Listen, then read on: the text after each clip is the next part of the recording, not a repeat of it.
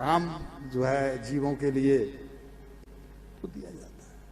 हम कहना ये चाहते हैं कि ये संभव नहीं है कि हमसे अपराध ना हो, तो क्या करें? बोला अकर्मता की स्थिति में आ जाओ।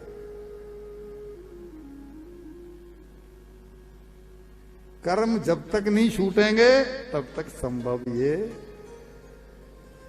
मैंने जो आपको चकले बेलन का और लोई का जो उदाहरण दिया है वो उसका शॉर्ट में इसलिए कहा है। तो अब जब धुंधकारी की आदतों से बाकी मृत्यु हो गई तो गोकर्ण जी भी तीर्थ यात्रा पर निकल गए। क्यों? क्योंकि जैसा होगा संग वैसा चढ़ेगा।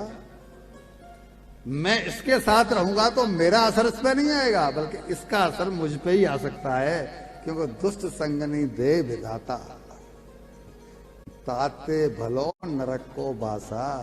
एक बार को भले ही नरक में रह लो, लेकिन किसी गलत आदमी की संगत मत करो, क्योंकि गलत आदमी संगत से बच पाना बहुत मुश्किल है। शास्त्र स्पष्ट कहता है यदि सत्संग नृत्य करते रहेंगे तो भविष्य सी यानी भविष्य सुधर जाएगा।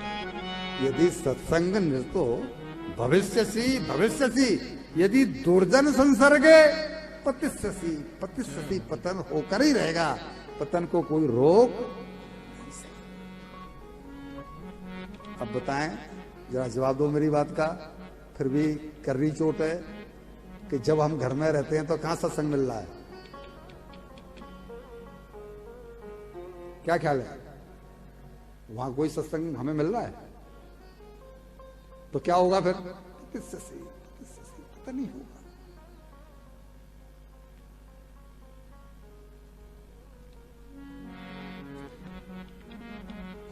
इधर घर खाली हुआ, भाई चला गया तीर्थ यात्रा में, पिताजी चले गए बद्रीनाथ, माताजी ने आत्महत्या कर ली, घर खाली हुआ। और जैसे ही घर खाली हुआ तो यहाँ क्लियर लिखा है पंच पन्न बधु व्रत। ये 5 उल्टाओं को घर में ही ले आया। बोला बाहर काय को जाना है? घर में पैसा है नहीं, घर में पैसा है नहीं, लेकिन 5 महिलाओं को 5 उल्टाओं को घर में ले आया। अब उनके खर्चे के लिए पैसा कहां से आवे? तो डकैती डालने लगा। जब तक छोटी मोटी डकैती पड़ती रही वो कुलटाएं ठीक रही, लेकिन एक बार इसने डकैती डाली तो बहुत मोटी डकैती डाल दी। जब ज्यादा माल आया तो कुलटाओं ने आज विचार किया कि ये तो बहुत बड़ा माल लेके आया है, तो वो तो खुश हो गई। लेकिन डर क्या लगा कि अगर हमने ये ज्यादा पैसे का लालच कर लिया तो ये निश्चित है कि इस डकैती की जांच होगी। और जब डकैती की जांच होगी, क्यों बड़े आदमी का डकैती बड़ी होगी, तभी तो ज्यादा पैसा मिला है, ज्यादा धन लेके आया है।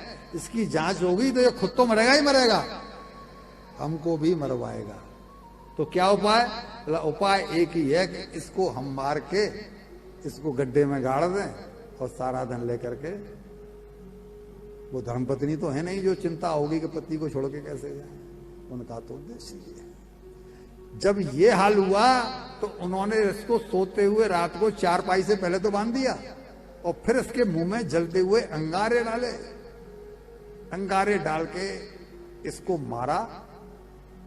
जब इसकी दुर्गति से मौत हुई, बुरी तरह से इसको मारा गया, तो इसको जो योनि मिली वो मिली प्रेत। पापी को योनि प्रेत योनि ही। हम सब कुछ हम ही कर रहे हैं, यहां कोई दूसरा किसी के लिए नहीं करता। मैं सोचूं कि मैं जो कर रहा हूं वो अपनी पत्नी के लिए कुछ कर दूं, नहीं कर सकता। पत्नी सोचे कि मैं अपने पति के लिए कुछ कर दूं, आप जो शशि जी कह रही हैं, कुछ नहीं कर सकती। कोई किसी के लिए नहीं कुछ कर सकता। राम कथा में, लक्ष्मण गीता में ये प्रसंग आता है ना, कोई न काऊ सुख दुख कर दाता निज कृत कर्म। कोई किसी को दुखी नहीं कर सकता, कोई किसी को सुखी नहीं कर सकता। सब अपने अपने कर्मों का भोग भोग रहे हैं।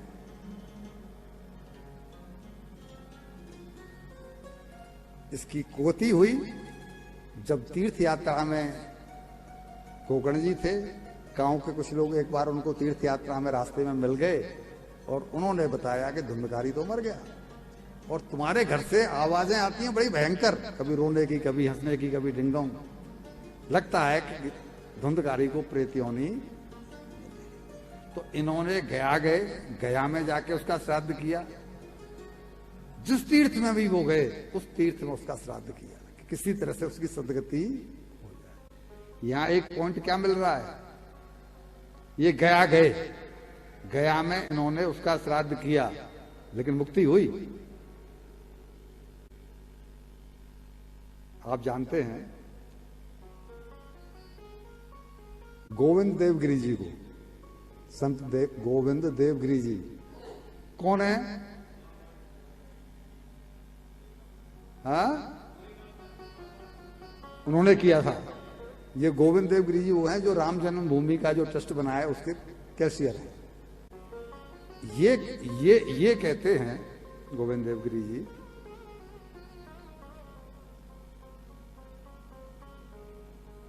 कि ऐसा संभव नहीं है।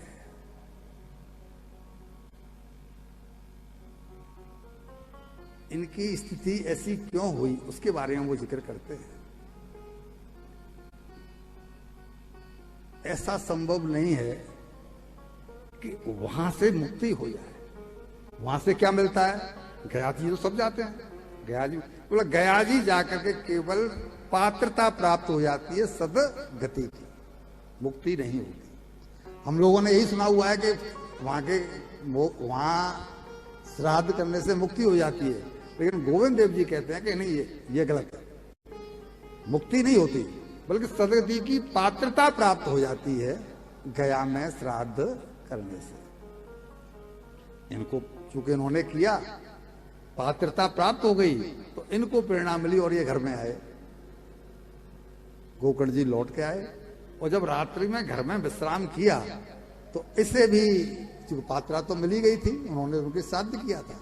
तो ये रात में उनको कभी भेड़ा बन जाए, कभी घोड़ा बन जाए, कभी कोई जीव बन जाए, कभी कुछ बन जाए। शरीर होता नहीं, आकृति होती नहीं प्रेत की। तो ये उनको सताने लगा आवाज कर करके, लेकिन वहां तो डरने का कोई कारण नहीं था, वो तो त्रिकालदर्शी संत थे। तो उन्होंने कहा भाई तू कौन है, ये आवाजें क्यों कर रहा है? अब ये इशारे करे, बोल सकता नहीं, प्रेत बोल नहीं पाता, इशारे करे। तब उन्होंने पानी पड़ करके यानी अभिमंत्रित जल इसके ऊपर छिड़का, तब इसके मुंह से आवाज निकलना शुरू हुई। बोला मैं आपका भाई धुंधकारी हूं, मुझे प्रेत क्यों नहीं मिली है? तो उन्होंने बोला कि तेरे लिए तो मैंने जगह जगह श्राद्ध किए, मैं गया जाकर के तेरे लिए श्राद्ध करके आया हूं, तेरी मुक्ति क्यों नहीं हुई? तो ये क्या कहता है कि मैं उतना छोटा पापी नहीं हूं, तो मैं बहुत मोटा पापी हूं, मेरे लिए कुछ स्पेशल ट्रीटमेंट करना पड़ेगा। क्या भाई? बोला मैं नहीं जानता, आप ही जानो, आप विद्वान हैं, आप ही करोगे।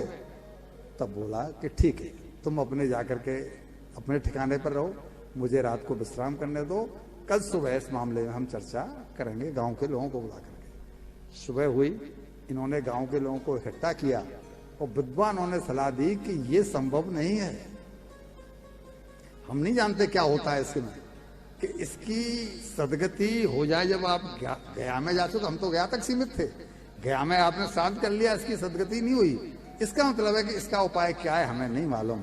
और आप समर्थ हैं गोकर्ण जी, आप समर्थ हैं, आप भगवान सूर्यदेव से प्रार्थना करो, वो कोई रास्ता बताना।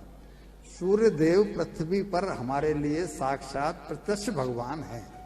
सूर्यदेव के आगे लगता है ना सूर्य नारायण, सूर्य देव जो हमें दिखाई पड़ता है इन भौतिक नेत्रों से, वो केवल सूर्य भगवान है। इन्होंने सूर्य